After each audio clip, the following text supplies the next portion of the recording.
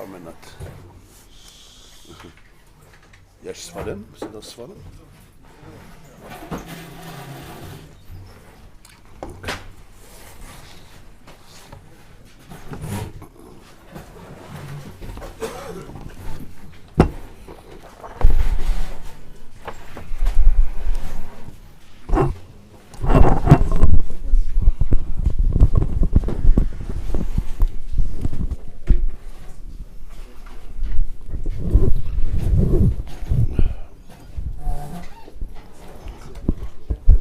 Beautiful day.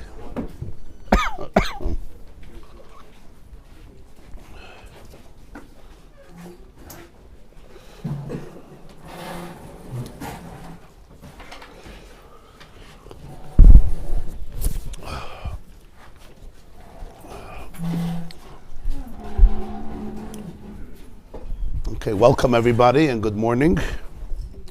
Bruchim Aboyim. Everybody should have a beautiful day. And an amazing day. The discourse of Ezra HaSofer.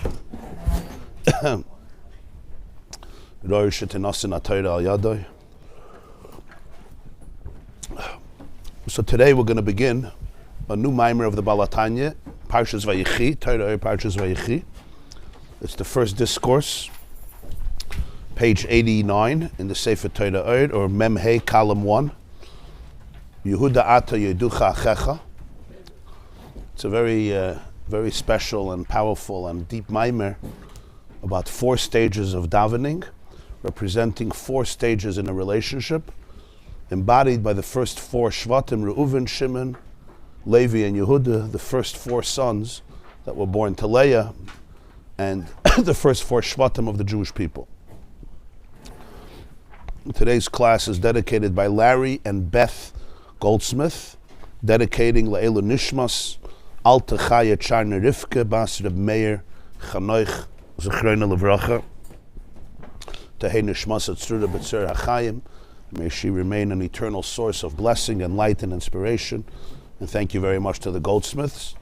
It's also dedicated by Norma Bloom in memory of her dear father, Reb David ben Reb Nosson HaKoyen, of blessed memory, Tehei Nafshay, Tehei Nishmas Atzruda B'Tzer HaChayim. Thank you very, very much. There should be a good Tibeta for the family and for all of the Jewish people. Okay, so let's begin inside. This discourse was said by the Balatanya, Parshas Vayechi, Tovkuf Samach Vav. Tovkuf Samach Vav would be 1806. And it's the first mimer in Torah. Yehudah Atah Yeducha Achecha V'Goymer. When Yaakov Avinu blesses all of his children right before he passes away, so if he speaks to Reuven, he speaks to Shimon, he speaks to Levi, and then he speaks to Yehuda. How does he open up his words to Yehuda? He says, Yehudah Atah, you are Yehuda. You are Yehuda. Yeducha Achecha. What does Yeducha Achecha mean? So the word Yehuda actually comes from the word Oida, as we will see, thanks. When Leah gave birth to Yehuda, she said, Hapam Oida es Hashem. Now I will finally be thankful, I will be grateful. Like we say, Toda Rabba, Hoida, Lahoidos, Moidim Anachnu Lach, thank you. Right, we say thank you is called Toda, Hoida, Lahoidos, Tov Lahoidos. So Yehudah Atah, Yeducha Achecha. Your brothers will be thankful to you, or your brothers will submit to you. Your brothers will acknowledge you. It's not so clear what Yaakov means. We'll soon see how the Balatanya explains it. Some of them are farshim, like the Sefarna. Rebbe Vada Sefarna explains, Yeducha Achecha. Your brothers will submit to you. In other words, they will choose you as a sovereign, as a melech. The reason why Yehuda became the king of the Shvatim is because the brothers wanted it. The brothers accepted it. They felt that he's really qualified to be a leader. Yeducha Achecha. Your brothers will submit to you, because the word Haida means 2 things. It means thanks. It also means submission, like when you're Moida, right? Moidim Chachamim L'Reb Meir. Moida b'miktzas. It's a form of submission, acquiescence. I'm moided to you. I agree to you. I submit to you. I surrender. It's a form of surrender. It's all the same shayrish of vidui, confession. When somebody is misvada, it's also misvada. Moida is also the same concept, right? I acknowledge I did something wrong. I say I'm sorry. I apologize. So Yehudah Atah Yeducha Achecha. What is the meaning? What's the inner meaning of this? Why will your brothers acknowledge you? Hine Yehuda nikra shem hapam oida. As we said, the reason the name Yehuda was given, Leah says, every child had a name for a different reason. Reuven was named Reuven because Hashem saw my pain. Kira Hashem ba'ani. Yeah. Shimon, Hashem's heard that I wasn't liked. Levi, my husband will accompany me. He's going to explain all these names. Yehuda is Hapam Oida. Now I'll be thankful. The question is, why now? Why not the first 3 times? Rashi himself asks this question. Hapam, now Oida. So he says, V'hu b'chinas haydaya shebeklalis neshamas Yisrael. Yehuda embodies a quality in all of neshamas Yisrael, in all of Klal Yisrael. And that's the quality of haydaya, the quality of gratitude, acknowledgement, thankfulness. Moidim anachnu lach. It's not just the individual Yehuda. This is something that embodies a quality in all of Knesset Yisrael, in all of Neshamas Yisrael. Every soul, individually and collectively, has this quality of Yehuda. Like we say in Davening, Moidim anachnu lach. Or we say in Aleinu, V'anachnu koidim u'mishtachavim u'moidim. That's Yehuda. Ella. Shalamata lefisha hu tachas hazman nikra hapam oida. Shaloi kaleitim shavas. People are not always in the same moods. Hapam, now I'm thankful. If it's a quality of Neshamas Yisrael, so it's constantly. He says that's true, constantly. But we live in a world of time. We live in a world where we're vulnerable, where we go through fluctuations. Because it's tachas hazman. There's a clock. You can't compare a person in the morning, in the afternoon, in the evening. Somebody once asked the Sameach, the Meshech Chachmer, the Simcha Kohen of Dvinsk. He asked him, what was the uniqueness of Rabbi Akiva Eiger? Rabbi Akiva Eiger was, there's something special about his Hagos, his commentaries, his questions, his Tzadachiyuns, his Tzadachiyan Gadol. He asked him what sets apart Rabbi Akiva Eiger. Even his questions, till today, in the yeshivas, but in Medrash, Rabbi Akiva Eiger, people, the way they toil in Rabbi Akiva Eiger is unique. So the Sameach answered, he says, by most people, they reflect different places where they are.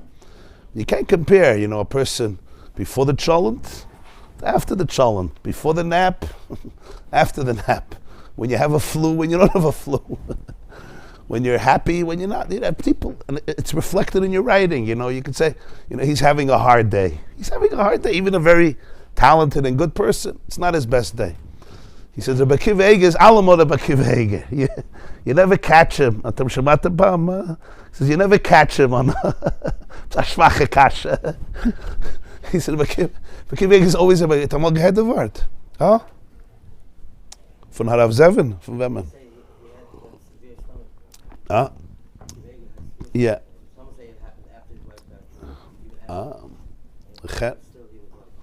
Yeah. He's always on, as they say. He's always on. He's never off, It's what they call in camp a lazy day. Now you have to be there Samech to say that also. But the point is, Lamatas tachas hazman. So Leah says, Hapam oides Hashem. Now, there's moments when you experience the full sense of gratitude. Aval l'mayla, b'mekar chaytzav nishmeiseyam hu l'mayla min hazman. In the source from where every neshama is taken, it transcends time. The concept of time is a creation. B'reishis bara. The Vilna Gaon teaches B'reishis bara. Beginning is also creation. B'reishis, beginning is also created. The Rishonim already say that Zman is a nivra. Right? It's a chiddush because people didn't think Zman is a nivra. Time is essential. In our generation, scientists already say that time is a creation. It's a new thing. But it's a powerful idea because time, you would think, it's part of reality. What do you mean there's reality without time? Yeah, there's reality without time. That's what he says clearly.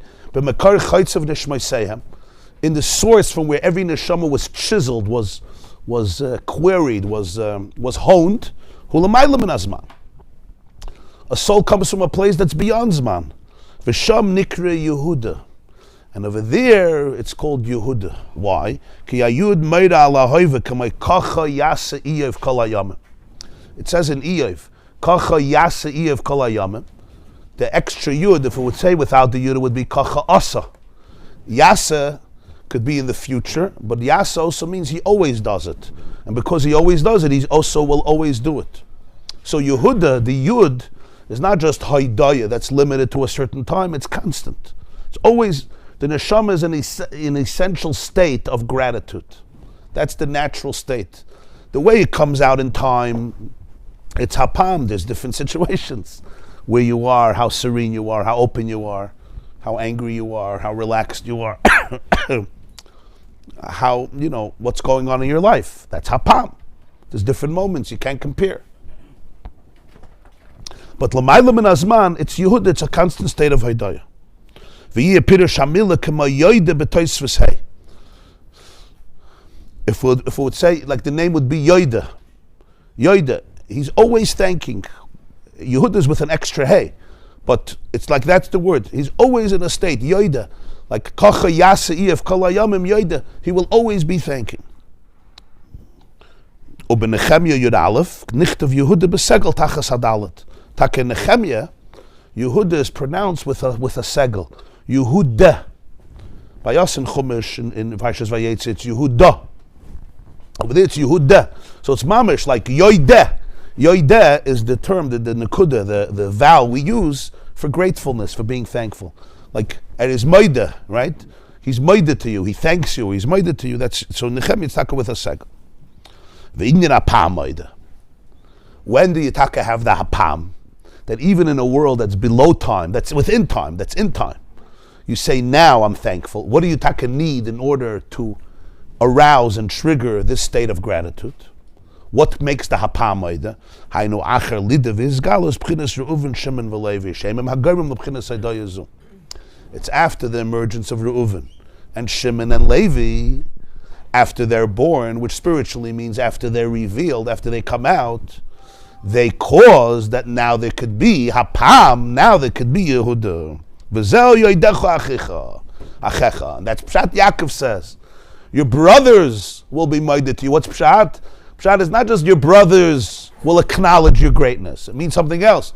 Your brothers are what allow you to be in a state of Yehuda. Yoiducha achecha. It's because of your brothers, because there's Reuven, Shimon, and Levi, that there could be the experience of true gratitude, of true Yehuda. That's the Yoiducha achecha. Yeah. So that's why Leah says when Yehuda is born, Hapam oides Hashem, now. Why now? The answer is because first there has to be Reuven, and then it's Shimon, and then Levi, and now Hapam, and now even in the world of Zman, now Hapam, now there could be oides Hashem, and the same is true in a person's life.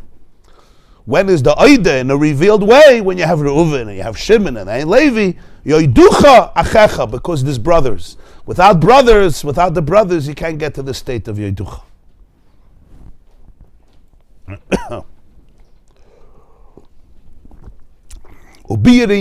What does this mean? What's the explanation of this?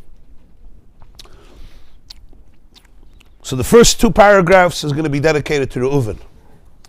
The next section of the Maimon is going to be dedicated to Shimon and Levi. And then at the end, he's going to come back to Yehuda, which, as he said, can only come out after Reuven, Shimon, and Levi.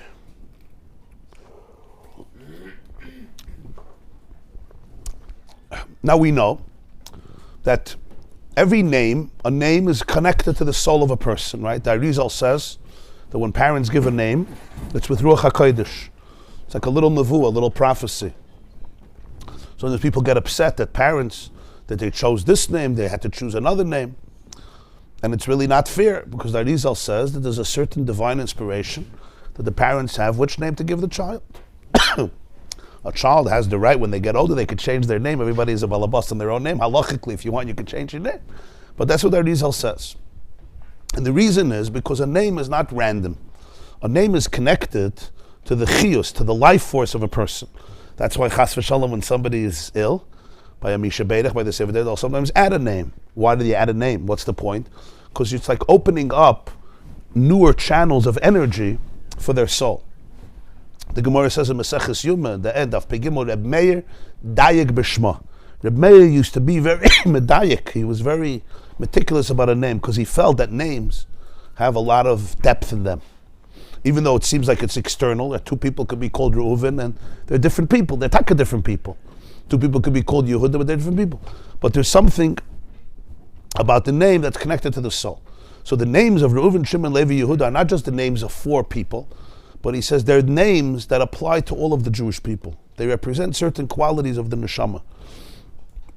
Like he said about Yehuda, and now he's going to go into Reuven, Shimon, and Levi.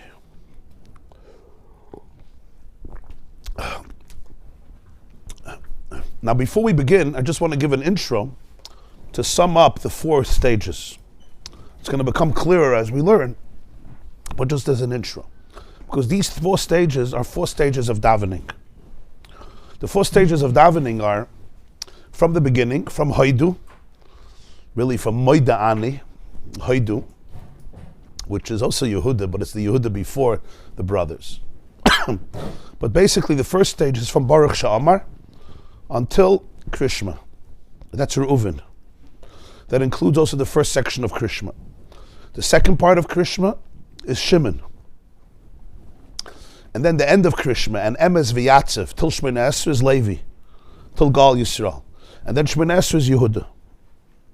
So these four parts of davening, from Baruch Sha'amar all the way through the first section of Krishma, Reuven, and then the second part, Shimon, and then Emes V'Yatzev, Levi, and then Shemona Esrei, Yehuda, are not just four sections that you go through, you're going through the sections, but they each represent a certain quality, which he's going to explain in this mind. Another element is that these four represent four stages in a relationship.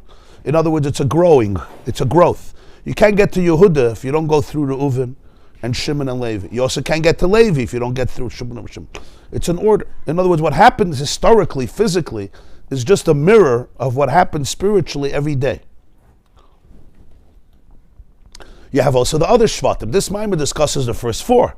There's also the Avodah of the other Shvatim. That's already after davening. Yisachar, Zvulun, Dan, Naphtali, Gad, Asher, Yosef, Binyamin. But the beginning of davening, the first main parts of davening is the first four Shvatim, Reuven, Shimon, Levi, and Yehuda. In a relationship, you have four dimensions. The first is Reuven, which comes from the word seeing. The ability to see somebody else. The ability to see another person. Now, it sounds simple to see another person, but it's not so simple to see another person. Because to see another person means not to see who I want you to be. That's easy to see. To see another person means to actually see another person for who they are, not for who I expect them to be, I want them to be, I'm disappointed that they're not, or who I think you are, because I decided that's who you are. Like somebody once said, who do you think you are, right? I know who you are. Don't tell me who you are. And that, by the way, includes also seeing yourself. In a relationship, it's not just another person, it's also yourself. It's the ability to really see yourself. Not just seeing who you want to be and who you think you are and who you should be and who you're not and disappointed. In order to be able to, it's also true with seeing a child for who they really, really are. That ability of seeing is a very, very profound and the first step in a real relationship. To really be able to notice, to be able just to see, to really observe, and to see it in a very genuine way. If I'm in a place of anger, I can't see another person. I'm angry at you, how can I see? I'm waiting for you to change. If I'm in a place of very deep neediness, I just need your validation, again, it's very hard for me to see you. So seeing could only happen if I myself am in a wholesome place. I'm in a state where I can really see you and appreciate and enjoy and celebrate for who you are. It requires in the person a very deep avodah, because if not, I'm going to see you in a manipulative way. I see you as a hachana to me, as a preparation for this. I want you this way, I want you that way. The next stage is hearing. Shmiya, Shimon. And hearing, as he's going to explain, is actually the respecting boundaries. The difference of seeing and hearing is something that's in front of you. Hearing is something that can be a story that's very distant from you, as he will explain. In a relationship, there's the element of knowing that I don't know, knowing that I don't see. There's certain parts that are off limits to me, not because I don't want to know, because you're not me and I'm not you. It's a respect of the boundaries of another person. It's a very deep element in a relationship. As much as I see you and I know you and I want to know you and I get to know you and I really see, there's also that which I don't see. Part of closeness is knowing that there's a certain part that's distant. There's a certain secret about you that I don't have a hasaga in. And it's called respect. It's also a very deep process. Sometimes I feel I know you and I could control and I understand everything and I get it. There's a certain respect. And there's also, if I'm in a place of anger and frustration, it's very hard to do this because I can't respect the boundaries because I feel unsafe. I'm very vulnerable. To really respect somebody's boundaries, you have to be in a place of a certain wholesomeness.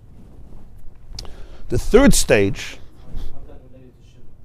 shmiya, hearing, we'll see that the difference of seeing and hearing is, when you're seeing, as they say, seeing is believing. Something is in front of you, you could see it. It's really very, very obvious. Hearing is always something that's distant. It's not something that you could see physically, right? So there's a certain distance. I hear about it. Like I hear you, like I respect you. Yeah. In other words, hearing represents that there's a space. There's space between me and the other. And that space needs to be respected. That's what hearing represents. The Gemara says in Rosh Hashanah, Daf Chavav, Ein Eid Nasa Dayan. A witness shouldn't be a judge. Why? Because given the chazalei le'matzah le'milaf le'schusa.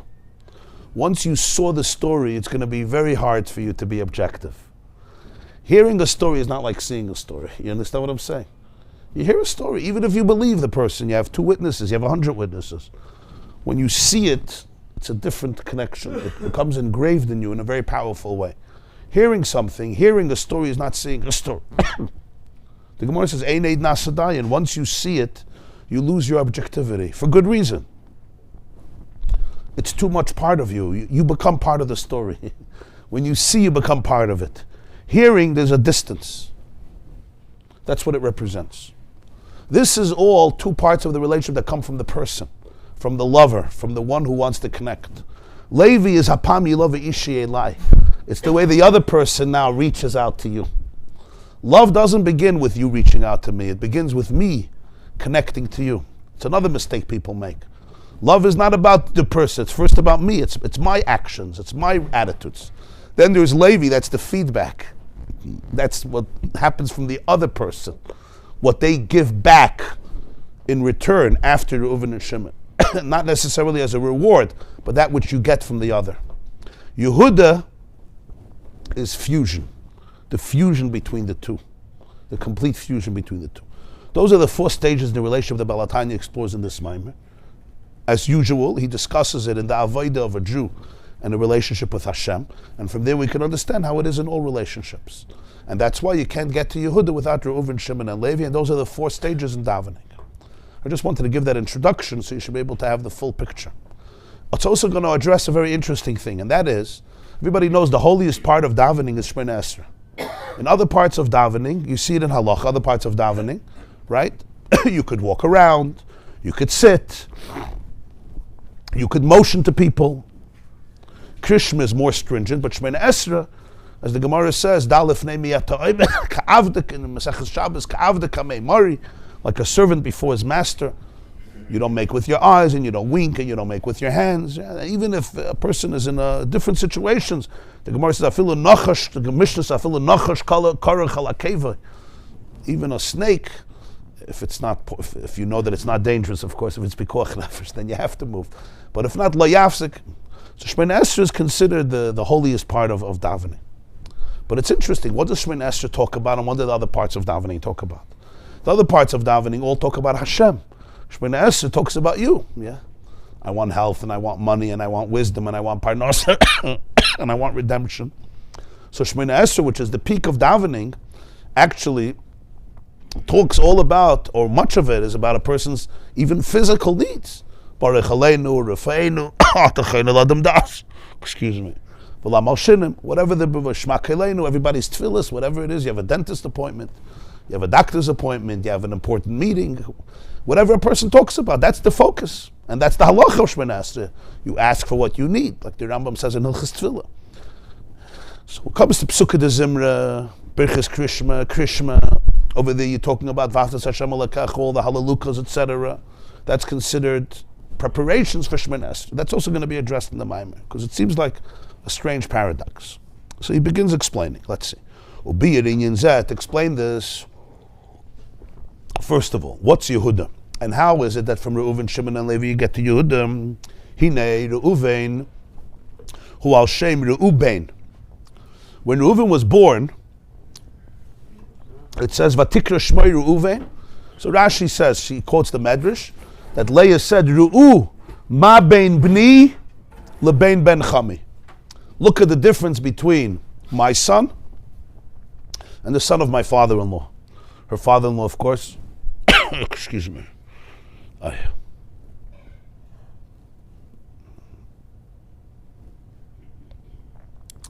Yitzchak, Esav. She meant, look at the difference between Reuven and Esav, how they dealt with, how Esav dealt with Yaakov and how Reuven dealt with Yosef.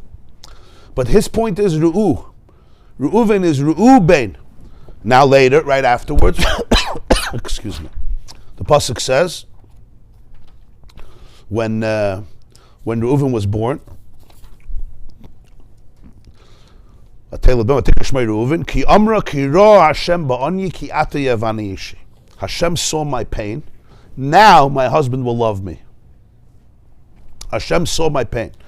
But Chazal say that the words Reuven already means Reuben. See my son. See. So the Balatanya says that's the key. Reuven is the ability to see. Can you see the child? Can you see the child? Now that itself, you were a whole Shabbos at Kasher Nafshi, yeah, that's what they spoke about. Seeing the child, right? Reuben, can you see the person? It's not easy, I'm telling you. Because when I'm looking at something, I'm looking at it from my own emotions, right? I don't want to see who you are. I want to see who I am. The ability to really see. Reuben, see the child. B'chinas re'iyah. And real seeing is what creates love. What creates the flow, the hamshacha, the flow of love, comes from the iyah. Really seeing the person. Because when you really see, you'll already find a lot to love. It's an interesting thing. I think, somebody once said, we don't love other people. We love our version of them. Think about it. We don't love other people. We love our version of them. I have a version of you. I create a version. I have a Wikipedia file. I put in what I like. That's what I love. That's not what love is. Real re'iyah, real seeing, that's what creates hamshachas b'chinas av. Because then the love is not a fictional love. It's not a love to some comical character or some depiction of you the way I have you in my brain. Some people, they love, but their love is completely based on the version of you that I decided to draw. That's what I love. As long as you fit into that version, I'm good. The moment you don't fit into that version, how about guten tag, have a good day. But real ava comes only from real re'iyah, really, really seeing. And when you really see, you really connect. You actually see, you could really see, you could really connect. That's what creates real love. Because the love is there. There's a lot to love. Trust me, there's a lot to love. There's a lot to love. You're not connected, you didn't see. Yeah. What do you mean? For some reason, you're not connected. You want to be connected. Oh. Yeah. But I've cooked him. But I've effen in the Eigen. One of the scholars say that when Yosef came in and they asked the Parsha, how was you living on Yichud? With Potiph's wife. Yeah, what's the travel? Vayavai habayis salasas malachta. So one of the scholars say, he's so kaddish, he's an average kaddish, he didn't see anybody. What it means, there's a person there, right? Because he's so kaddish, she had nothing in. She had nothing to see. There's nothing there. Ve'ein ish me'an she'abayis. There was nobody there. You say there was nobody there. Nobody there. There's a ma'aseh with Reb Nachum Chernobyler. It's a Talmud of the Baal Shem Tov that was once Shabbos, and he walked into a room and at the vent, he was touching the walls, and everybody was surprised because there was light in the room. and he was touching the walls. They said, why are you touching the walls? You can't see. He was like a blind person. So he said he doesn't see that there's any light here. It's such a dark room. So later they found out that the light was ignited by a Jew, and you're not allowed to benefit from it. You're not allowed to benefit from it. So Reb Nachum Chernobyl said on it, he said that the Mishnah says, by Chalav Akum, Chalav shechal Vayechi ve'ein Yisrael ro'eyu. If a non-Jew milks a cow, and a Jew doesn't see, so you're not allowed to drink the milk, right? That's the din of Chalav Akum, because we don't know the chashashas, what might be in the milk. Maybe he put something else. So he touched the Mishnah, he says, Chalav shechal Vayechi ein Yisrael ro'eyu. The chalav that chal Vayechi, ayid zet es nicht. In other words, what you don't have to have, what you're not supposed to have, you don't see. So this light, he wasn't supposed to benefit from it, he didn't see it. So it's not stam a joke, it's a sensitivity. It's a sensitivity that his eyes didn't pick up on this light. Yeah. So he says weiter. There's a remes for this. The pasuk says in Yecheskel, Pnei Aryeh el hayamin. In the Merkava, the face of the lion is on the right. Aryeh oisis re'iyah. The word Aryeh is oisis re'iyah, seeing. And that's el hayamin, that's on the right. It says in Zohar that right, yamin, is associated with chesed. Left is associated with gvura, and a lot of Sifrei Kabbalah. Tiferes is in the middle. So Pnei Aryeh, when you have Aryeh, which is Oisis Re'iyah, El HaYamin, it leads you to love. Seeing brings to Yamin, to the right column, which is Chesed, which is Ava. V'kacha Yedegel Machane Reuven Teimana. And that's why, location-wise, the Machane Reuven, the camp of Reuven, was in Teimana, as it says in Bamidbar. What's Teimana? Teimana is Dorim, south. When you have Mizrach, which is where the sun rises from, and that's where the Jew davens to, Mizrach, to the east, where the sun rises from. Mizrach comes to the word of Zericha, that's the beginning of a shining. So the right side of it is Dorim, south, and the left side is Safan, which is north, and then you have west, which is the opposite direction. So Reuven, which is Re'iyah, is on Teimana, with Dorim, which is Yamin, which is Chesed, which is Avim. In other words, the point is that these are remazim of the connection between Re'iyah and Ava. Seeing, which is the avoid of Reuven, he really had the ability to see. And throughout his life, you see that Reuven always saw what was happening. He just noticed it. When his mother was in pain, right? He's the one who brought her the dudayim, the mandrakes in the field. And when Yosef was about to be killed, he's the one who observed. He was also the B'chor, he was the oldest, So Reuven had this sensitivity, this deep sensitivity. So he's associated with Teimana, with the south. The concept of Re'iyah, we're not just talking about seeing physically.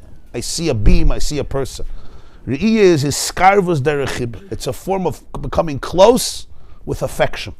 Kamashakasov, the Navi says in Isaiah, Ki bekura b'te'ena b'reishisa ra'isi avesech. Just like a fig, when it becomes ripe, and it's precious, the farmer is waiting for the new fruits, and the first fig appears on the tree, that's how I saw your forefathers, Hashem is saying. What does this mean? That's how I saw them. Re'isi doesn't just mean I saw them, I took a picture. Re'isi means I saw them, I recognized them, I cherished them. Seeing here means closeness. You really see the person, means you cherish the person. You really take time to look at them, to notice them. It's a form of chibah. Re'isi avesechem means I saw them just like I got excited about them. It's not just I saw them as an objective fact, I see something in the street. Re'isi is I felt close. V'zeh, this is Pshat, when Reuven was born, Leah said, Ki ra Hashem ba'ani. Hashem saw, Ki ato yehvani ishi. Now my husband will love me. So here's also a connection. Because he sees, there can now be love. Because Hashem saw my pain, that's Reuven, now my husband will love me. He's going to explain what this means in a person's life. But here again, the Ra will allow for Yevani. Hashem sees what's going on. He notices. He'll help my husband start loving me.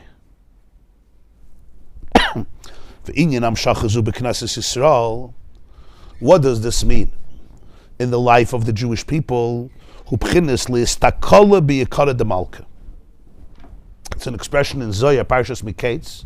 To gaze, listakala, means to gaze, from the word lehistakel, histaklut, biyikara de malka, on the preciousness or the glory or the beauty of the king. Which this is what arouses the love until I want to be close to you. The word in Zohar is listakala, not to hear, not to understand, to gaze at something. To steer. You know, when you're mesmerized by something, it's a different relationship.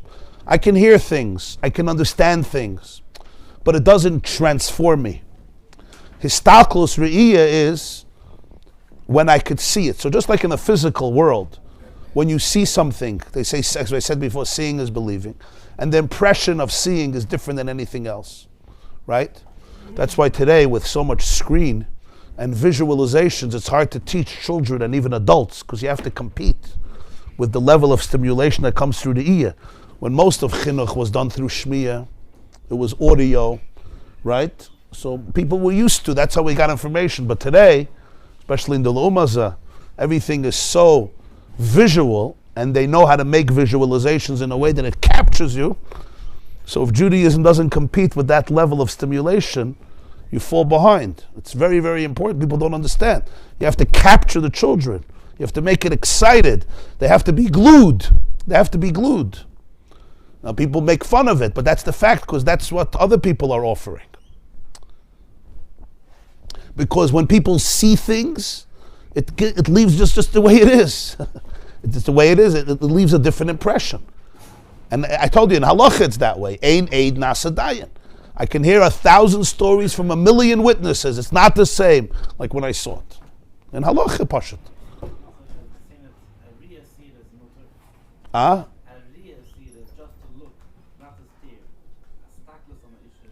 Avada. Yeah. Ehrliche Yidden. Viele nicht Chassidim, ehrliche Yidden.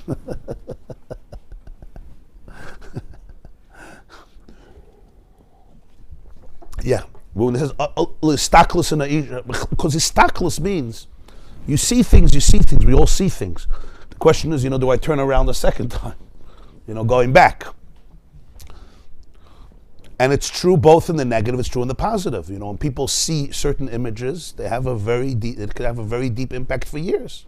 It's people that sometimes see things and it leaves a very deep impression. It's true both in the negative and it's true in the positive. It's not so easy to free yourself from the experience. Why? Because that's the gift, Hashem, the gift of Re'iyah is a gift of internalization. It's very internalized. Yeah? What are you thinking? Cheshbon HaNefesh, okay. Hatznei Aleches Hashem Alekecha. It's a room full of things.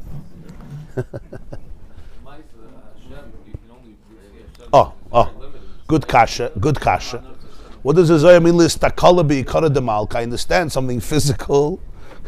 I could see videos, I could see animations, I could see pictures, I could see people, I could go to a museum, I can see art. When you're talking about a lakus, it's not physical. But that's the chiddush here. The chiddush here is that sometimes we learn things in a cerebral way. That's not what we're talking about. Re'iyah means when I really connect to it like I see it. Of course, it doesn't mean I see Hashem with my physical eyes. You can't. God is not a physical property with physical frequencies in electromagnetic fields that my eyes are going to say, oh, that's God. To put it differently, if my eyes say this is God, it means it's not God. If God is finite enough that my eyes say, oh, this is Hashem, I can promise you that's not God. In other words, anything you see, today we know that anything you see is already not ultimate reality. In other words, the more real something is, the less you see it. Right? Genes, for example, are pretty powerful. You don't see them. Cells have an impact, let's put it that way. You don't see them. Atoms, it's the building blocks of matter. You don't see them. Why not? The answer is, the more real something is, the less it's mitzumtzum, the less it's restricted, to those, excuse me, light frequencies that my eye can pick up, the more real it is. The fact that you could see something, it already means it's just a certain form of the way reality is projected that my retina could pick up on it, and then my brain can interpret it. So you just have to understand that, right? You understand what I just said? Yes. Yeah. You know, until the late 1800s, they didn't know there's a concept called a virus. There's a concept called germs. There's a concept called bacteria. A concept called fungi. There's a concept called germs. There was a black plague. It killed out millions of people. So they blamed it, of course, on the Jews and on the wells and on the devil. The devil and the Jews. Hainuach. Why not? You blame the Jews. They're always a good scapegoat. We didn't have the instruments to pick up on deeper reality. So now when you talk about godliness, this takala doesn't mean that I actually see with my eyes, but it means that the ideas, the reality of it becomes real like a person sees it. The Mishnah, the Gemara says in Talmud, Ezo Chacham, Haraya in Pirkei Avos, Ezo Chacham, Haraya Sanoilet. Right? What's a Chacham? Somebody who sees the future. He sees the future. So the pshat is Haraya Sanoilet. Haraya Sanoilet. It's like I see it. I don't see it. It has to come yet, maybe in 10 years. But that's the ability. The ability is, I treat it like I see it, even though I don't see it. That's why you need chachma. Haraya Sanoilet, it's like I can see it in front of my eyes. That takes perception, because on a physical level, I can't see it. It's not happening. It's not happening right now. But that takes a special skill of wisdom. So that's what Listakala Be'ikara de Malka means. That Elokus, godliness, is not something that remains abstract, transcendent, intellectual, words, concepts, which often is what happens. It's just a concept. You talk about it. It's like a recipe. It's like somebody studying a recipe book, and they know the whole recipe book backwards and forwards, but they never tasted any of the food. You understand what I'm saying? You ever studied a recipe book, Baal Peh? With Rashi, with Tosfos? And if there's no baking powder, you know what to do instead, right? And if there's no soy milk, you have all the details, but you never ever tasted the food. L'istakala b'ikara de malka means that it's actually real. It's vivid. V'al davar zeh niskenu psuka de zimra v'yetzer oir kaidem krishma k'dei sheyavu likim v'hafta b'krishma. And this is the concept of Reuven, for which the Chazal instituted what's called Psuka de Zimra, and then Yetzirah before Krishma, in order to come to the Vahafta of Krishma. Krishma begins with the words Vahafta Hashem Alakach, love. We said, how is there love? By seeing. When you could really see me, you could love me. So he says the whole structure of davening, from the beginning of Psuka de Zimra all the way till Krishma, is the Reuven to get to the Vahafta. That's the first stage. What was the whole point of talking about Hashem? One kapitel and another kapitel and another kapitel and another kapitel, another kapitel. You said it yesterday already. At this point, hopefully you know the last kapitel of Tehillim. What's the point? Again and again and again. Why? What is it? People wonder about this because it's hard for them. It takes a lot of time and it takes energy, and if you're going to do it seriously, it takes a lot of energy. So he says, what's the point? He says, it's like, why are you telling the story of Hashem's praises every day? Because it's not about knowledge. The knowledge you have already. Hopefully, if you know what it means, you already have the knowledge. Knowledge is still concealed. What does it mean it's still concealed? When you know something, it's concealed in the sense it doesn't necessarily impact me. The Gemara says in Brachas, a thief, when he creates a tunnel, he's at the entrance of the tunnel of the basement, going into your house, breaking in, he says a tefillah. What does he say? He says, Rebbeinu Shalom, please help me, and I promise you 50% for tzedakah. So every Ganav does, no? He reaches out to Hashem. Does he have a munah? Doesn't he have? Of course he has a munah. He doesn't ask. He doesn't ask King Charles to help him. He doesn't ask Donald Trump to help him. He doesn't ask President Biden to help him. Right? Who does he ask to help him? Hashem. He says, Rebbeinu Shalom, do me a favor, help me. So he believes, yeah? He doesn't ask me to help him. He doesn't ask his shviga to help him. He reaches out to Hashem. But he's still a ganav. Hashem said, Lo signoivu. It's not a stira. Why? That's what he says. Because it's knowledge that remains removed. It's not seeing. You don't see me. It says in Tanya, V'hine Hashem nitzav alav, Malay chalaretz kveidaya, mabit alav, Vayechi klois v'levim avdei karaya. Excuse me. It's not seeing. So there's no, I believe, but belief is abstract. Yeah, I have a problem. So you come to God, you ask him for a Yeshua. But I can't take it to the bank. I need parnasa. How am I going to get parnasa if I don't steal? The same Rebbeinu Shalom that you're davening to said you shouldn't steal. Okay, hasta kasha. Like Rabbi Kiva says, tzorech iyun. Hasta kasha. It's a good question. But that question, right, just because you have a question and a contradiction and a tiyuf doesn't mean I'm going to stop stealing. But this means in life, always, that when a person could know a lot of things, but push comes to shove, when I'm triggered, when, I have to, when reality is staring me in the face, this awareness doesn't have that power. Because it wasn't integrated on that level.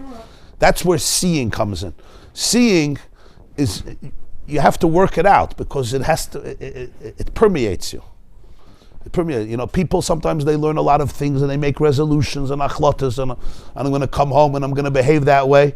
But then spaghetti hits the fan and they lose it. What happened? What happened? And the answer is, this was visual and this was a good shiur, it was a good concept. They don't compete. This is on some level of my brain where I wishful thinking where I would like to be. But in reality, my body, my nervous system is reacting. And you have to be aware of this. It's a very, very important idea. People learn about things and they decide they're going to change. And how they're going to change? They're going to learn and learn and learn. And they can know it and they mean well. But when this happens, my wife says something, my kid says something, my husband says something, my friend says something. The trigger is so powerful. My nervous system loses it. Because that's me. That's where I am. You know it. He says, knowing it's somewhere in the basement. It's in Helm. It's somewhere concealed. Ihr versteht? Reb Shalom, ihr versteht? Du verstehst oder du zest? Any solution for that? Ooh. This is what we try doing here. Yeah. There was a Jewish comedian, he once said, I live by principles, and I have my principles. And if you don't like them, I have different principles. Right? They're interchangeable. There's b'shas hadchak, there's b'di'evet, there's in a bad day. So the Alter Rebbe says, the point of the whole davening is not to tell stories. It's not to tell you the knowledge, and it's certainly not to say the words. It often becomes that because, you know how davening is. This takes a lot of energy. He says the point is it's at least it's a different inyan. The point of davening is, why am I saying the same kapitlach again? Didn't you say it yesterday? If it was about information, it's a very, very bad idea. People get bored of information. That's why people are very bored of davening. Information, I know the information. I know the halalukas backwards and forwards. I'm saying them for 50 years. You know what?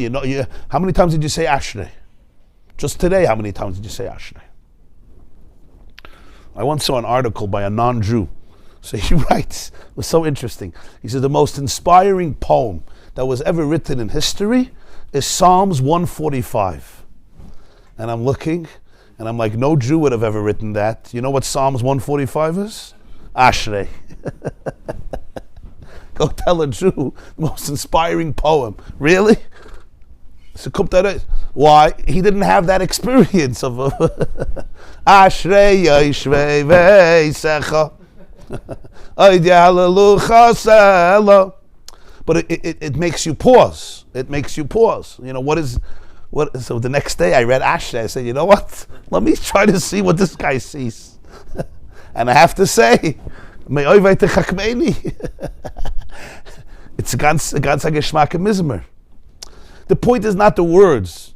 That's what he says. Loi dai b'yediyah levad, v'lo yaveh l'kiyim v'ahavta kiyim k'sheyetze me'ahelem el hagilui u'mebchinas yediyah lebchinas ne'iyah mamish shu b'chinas gilui l'istakol dafka. V'ahavta, a relationship, doesn't come from knowledge, from abstract knowledge. Your computer knows more than you know. Artificial intelligence knows much more than I do know. But they still will not be able, you'll forgive me, they still won't be able to do v'ahavta. I know the big chassidim of artificial intelligence think they'll do everything. But v'ahavta, he says, love, he says, knowledge is not enough. What's necessary is it has to come out from a place of concealment to a place of revelation. B'chinas re'iyah mamash. V'hainu. Al yidei sheyarba l'saper b'shvachav yizbarach cholaha migdaita. Ech shemalchus chamalchus kol olamim. So the whole focus of why Chazal instituted Psukei de Zimra is they wanted something experiential. What does it mean, something experiential? Not something that I know with my brain, something that I see with my eyes. Something that therefore touches my heart. It triggers my heart. In other words, to be able to really, really, really tune into it. And that takes a lot of mental, that's an avoid inside of me. It's not just the words, it's like really seeing the person. If I'm stressed out, if I'm overwhelmed, if I'm angry at you, if I'm frustrated with you, I can't even go there. To really, really be able to see the person is tuning into that reality. Lahamigdaite means I have to have a lot of self-awareness to be able to open my brain and my heart to immerse myself, not just in telling a story about Hashem. Excuse me. But actually, much more than telling a story, not just telling facts and intellectual story, but almost like seeing it. And again, I don't mean seeing it with my physical eyes, but seeing it, there's a gift that the neshama has, it's called eyes. There's physical eyes and there's spiritual eyes. What's the gift of Reuven? The gift of Reuven is the ability for a person not only to be able to hear about Hashem, to perceive it as some abstract reality, even if I agree with it. That's one gift. But here we're talking about a different gift. The gift as though I'm seeing something, I'm mesmerized by it, I'm overwhelmed by it, I'm glued to it, I'm excited about it, I'm enthusiastic about it. Like when you see something that is so powerful, and I'm just looking, I'm like, wow. the wow effect. That's the istakol b'ikar. That was the whole point of davening. The whole point of creating this davening and repeating it every day is, yeah, you need a time. I can't just say one line. Every line takes me in. It's like a journey. It's like going into it. Anybody relates to what the Baal HaTanya is saying? Huh?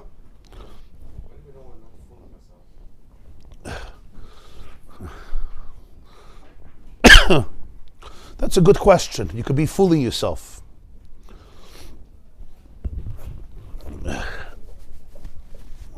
You could be fooling yourself. But not always. You could be fooling yourself. You know, fantasious. You so want experience that you make believe. What happens is when you fool yourself for a while, you feel empty afterwards. You feel dry. You feel used. If you feel used, this didn't happen. It's like, I'll tell you what it's like. It's like, I want a relationship with somebody, yeah? So I sit down with you. The thing is, you're not really here. You send, like in the wax museums, you send a replacement. Or you send a computer, avatar, a computer simulation, right? So I'm putting in all this energy, and then I found out you weren't even here. You know what you feel afterwards? Huh? You feel like a shmata, you feel used. That's what happens. If you're fooling yourself, at the end you feel like there's nothing here. That's what you feel. So you have to be honest with yourself. But when I'm seeing something that's real and it's affecting me, it enriches my life. It's very, very enriching. It lifts you up. It gives you a certain sense of calmness. You're in a relationship that is very reassuring, that is very powerful. My answer makes sense or not really? So for people that don't feel it, feel like will be destructive. Like everything, if you create very deep expectations, excuse me, it can be very disappointing.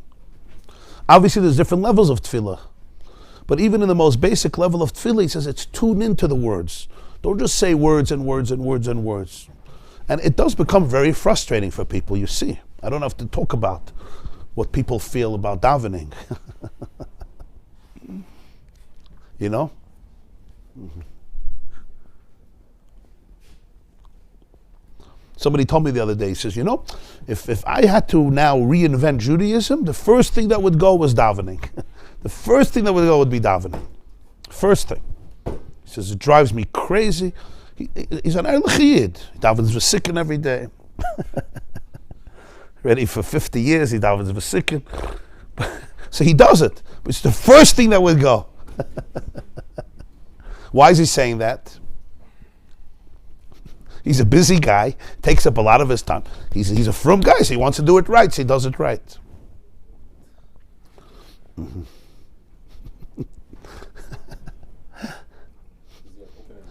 Huh? He wanted to know if I agree with him. So I told him, imagine somebody would say, if I had to rewrite the laws of marriage, the first thing I would say is, don't spend time anymore with your spouse. I said, I don't know how you experience the whole inyan. You could say you don't know how to do it, that's fine. But that's what Alter Rebbe is teaching here. He's saying, don't think that the Chazal instituted there should be more information. You could learn the information with 7-year-olds, and that's what happens. They learn it by heart. Kids remember things, right? They daven at 7, at 8, at 9, Baruch Hashem, for 45 minutes. And over there, they can't leave their seats. It's not like when they're 30 with ADD. They walk around the shul and they're already, they're out already before it began. And as like in most Minyanim, there's 2 things you can't do fast enough, which is karbonis and v'urachim. You ever noticed? You can't do it fast enough. So, but a person has to be aware. In other words, what is he saying? He's saying is that it was the experience of it. And that it takes mental space to be able to see. It's just like even with people that you could see physically, to be able to really see me and tune into me and celebrate me. Even with your own children, it's hard. And you naturally love them. To really take that time and notice them. To be seeing. There's 4 S's, right? Seeing and seeing, and they spoke about it. You remember what they are? Children need to feel safe, secure, soothed, and seen. I can really see you. Okay, I just want to finish this paragraph. Now, he goes through very bekitzer a few things about davening, that really each line, there's dozens of maimarim on each line here. Because he's not getting into the details, but you'll see, he goes through a lot of sugyas here in Chassidus, that each line is a whole other, many other maimarim on it, but he wants to go through different points that come up through davening. It says, that's a line from Ashrei, of course. What does it mean, malchus malchus kol olamim? Your malchus, your kingship, is the kingship of all the worlds. Why does he mention this pasuk? Because what he's trying to say is, malchus malchus kol olamim means that all the worlds, beginning with our world, is essentially the divine energy. That's what it is. There's no such a thing Hashem is distant from you. Like we learned in the previous Maimon, Ner Chanukah Tafresh Mem Gimel.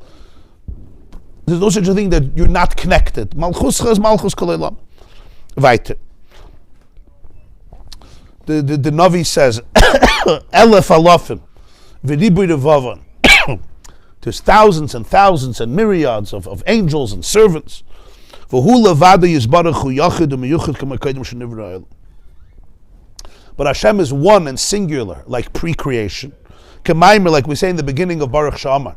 Yachid chei ha'elam melech. What does it mean? We say, Yachid chei ha'elam melech. So he teaches, V'amitas shem yachid hu shehu levada hu. V'inyan echad hu, shenimshech b'chinas aleph b'ches v'dalet, sheim zayin nekim v'aretz, sheyuptelim liYehuda yizbarach, she'achayah shel shemayim v'aretz, oila v'nichlo v'mkaira. There's two expressions. There's yachid and there's echad. Yachid is singular. Echad means one. When you say echad, there's also sheni. There's yom echad, like in creation, yom echad, and then there's yom sheni, yom shlish.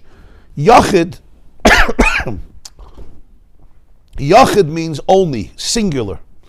So there's a difference between saying there's echad, yachid, meyuchad, like in the famous song, echad, yachid, yuchad. So yachid and echad. In the beginning of Sukkot Zimra, we say yachid chayei olam melech. Shema Yisrael, you say Hashem Elokeinu, Hashem echad. What's the difference? Why don't you say Hashem yachid? So the Baal Tanya says, again, it's very bekitzer here, but he explains this in a lot of Maimonim, it's two different states of consciousness. Yachid is pre-creation. Pre-creation is Einaid Malvad, it is only Hashem, there's nothing else. That's Yachid. I Chaya Elamim, there's a whole world, that's Mitzad Melech. Because he restricted his energy and he wanted to be a Melech, so he created a constricted and restricted energy with a tzimtzum, and that creates to be Malchus Kol Elamim. The Chiddush is Shema Yisrael Hashem Elokeinu Hashem Echad. The Beis Yosef says Ches is the 7 heavens and the earth is 8, and Dalet is the 4 Ruchos Olam. That's also one. So there's the state of reality the way it's Yachid, and there's the state of reality the way it's Echad. State of reality the way it's Echad means that even when there is a world and in the world, it's Echad, it's one. That's a oneness that includes diversity. Yachid is a oneness that transcends all diversity, like pre-creation. And both realities are very real because we, Lefi the Baal Tanya, we live in both realities. You live in Yachid, you live in Echad. In other words, there's a state of reality that's like pre-creation, where it's Yachid, where everything is still pure infinity. There's another state of reality where it's not. Over there you have to find Echad. There's a higher level of unity, it's a lower level of unity. So Yachid is Yachid. Does Chayei Elamim, that's because of Melech. Because of Malchus. He wanted to be a Melech, so Melech became Chayei Elamim. The life became the life where there could be a world, but it's still Yachid. That's why we say Atu Kaidem Shnivra Elam, Atu Acha Shnivra Elam. Then there's the Chiddush of Echad, that even in the heaven and the earth, in other words, when you see the world from the perspective of restrictiveness, the heavens and the earth are all connected, it's all one. That's the state of Echad.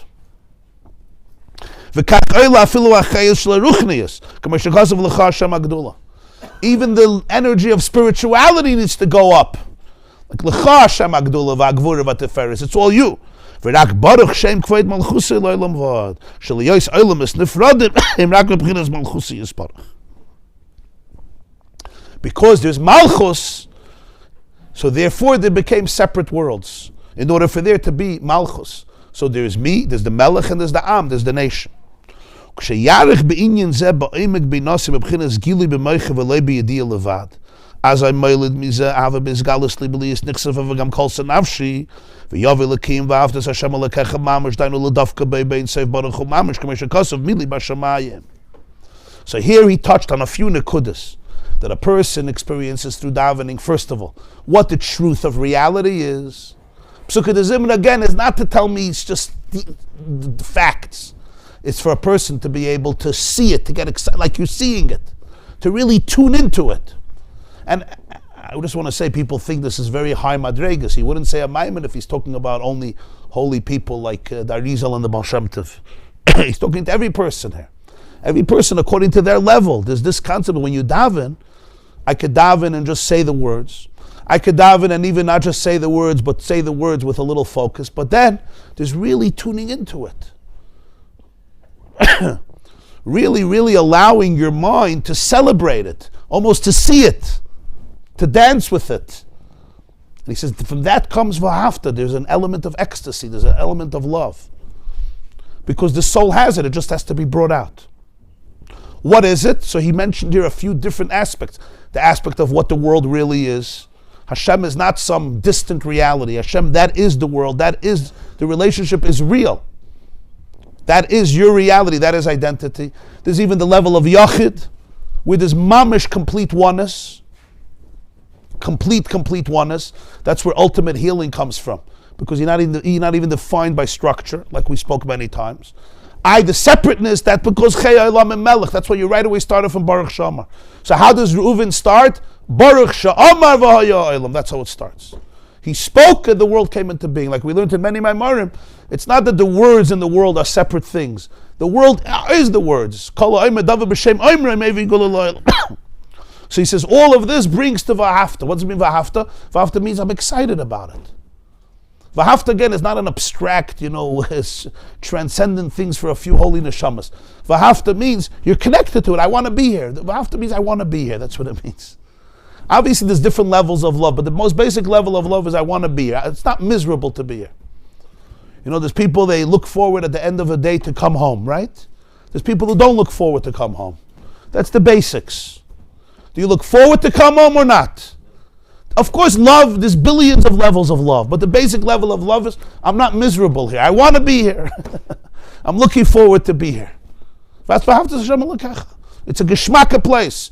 What does he sing? It's a geschmack to sein a Yid. Yeah, it's geschmack to be a Yid.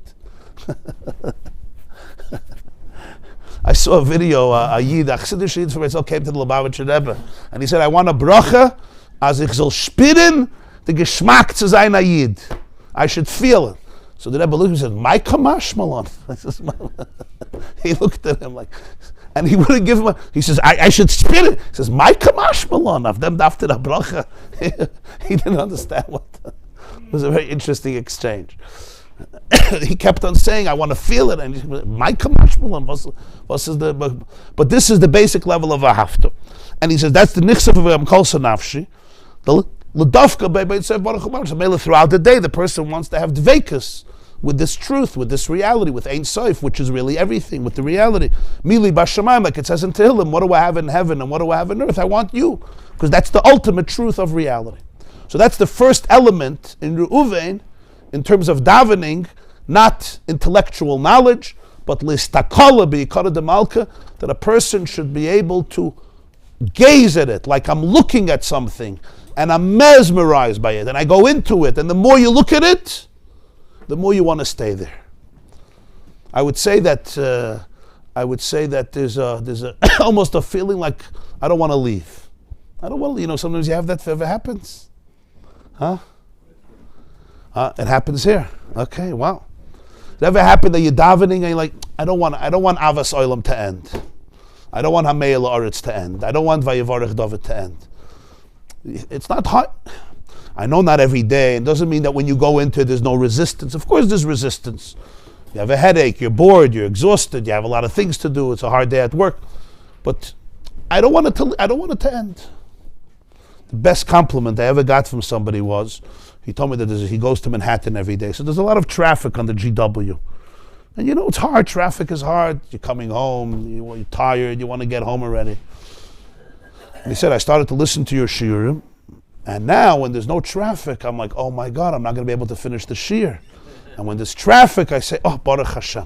He says, and thank God you give such long shiurim that it matches with the traffic. That usually, I said, does it ever happen that the shiur is not as long as the traffic? He says, no, you give such long shiurim that the traffic. But that, when you're in a type of relationship, it's so beautiful, you don't want to take your eyes off it. It's a geschmacka thing, you don't want to take your eyes off it. Why not? Because it's not knowledge. It's listakala bi'ikara de malka. You're saying, Atahu Hashem levadecha, va'ata mechaya es kulam. If you can tune into it, va'ata mechaya es kulam, Atahu Hashem levadecha. We're saying a few oases from davening, or whatever it is that speaks to you. Hachaya v'chol behema, them is v'tzipper kanaf. Whatever it is, but the ability to be able to be mesmerized by it, to be able to be enthused by it. He says that's the beginning of a loving relationship. And we know, and we see it between people. Can you spend time looking at the person, learning about them, really tuning into them, discovering them? Okay, Be'ezer Hashem will continue tomorrow, 7:45. And if you could tell your wives or daughters, tomorrow there's also a women's class at 9:30 in the morning here. Everybody have a beautiful day. They finish the thing is that they daven, Nate's is late, so... Yeah. I still don't understand. Lo yira'ani adam b'chai, and v'ahavta es Hashem elokecha. It's a steer according to this. The only way when you come to have is al yidei re'iyah, this type of re'iyah. Well, again, there's an Re'iyah Gashmis and Re'iyah Ruchnis. He's not talking about re'iyah gashmis. Lo yirani ha'adam. There's two in Yonim. First of all, lo yirani ha'adam means you can't see me physically. That's very well. Okay. Harina means that he wanted physically to see the Eibishter. Well, it says b'misason hein royim. But b'misason, eyes b'misason. Huh? Not physically. Right. So what's pshat b'misason hein royim? It means a different type of idea. Okay, it'll become clear. It'll become clear. Okay. Talking about people that have nerves to daven. My title, one of the speeches was "Traumatized Kids from Yiddishkeit."